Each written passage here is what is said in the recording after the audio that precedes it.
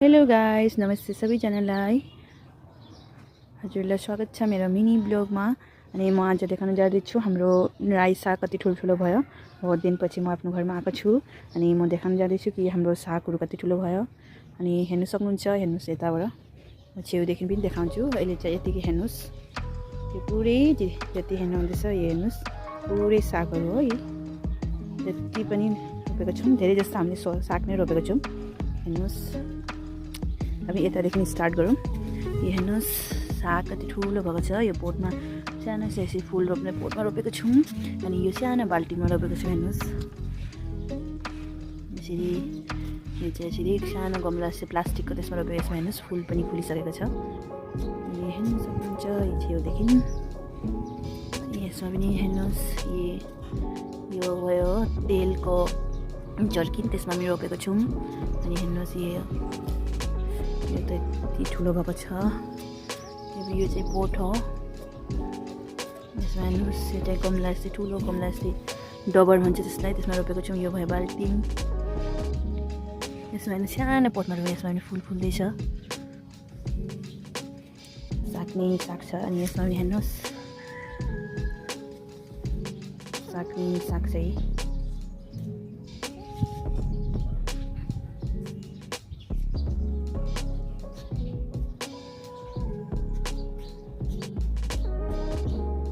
यो हेर्न सक्नुहुन्छ, यो भयो बासमती राइसको यो बेगन छ प्लास्टिकको, त्यसमा पनि रोपेको छु। हेर्नु, यो कति ठुलो भएको छ।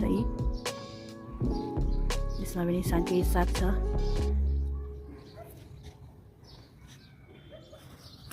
यसमा पनि हेर्न सक्नुहुन्छ, साग फुल फुलिसकेको छ। यसमा पनि साग छ। यसमा हेर्नुहोस्,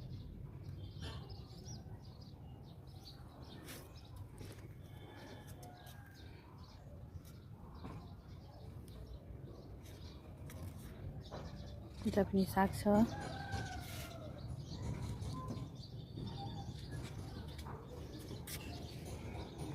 यसमा पनि साग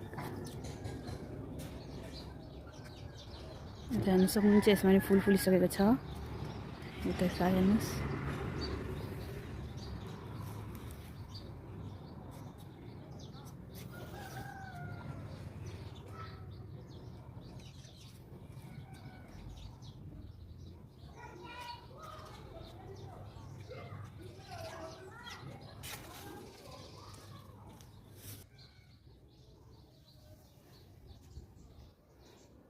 यतिको साथ गाइस आजको ब्लगलाई यहीँ खत्म गर्छु। हजुरलाई मन परे पनि लाइक गरिदिनु होला, सेयर गरिदिनु होला।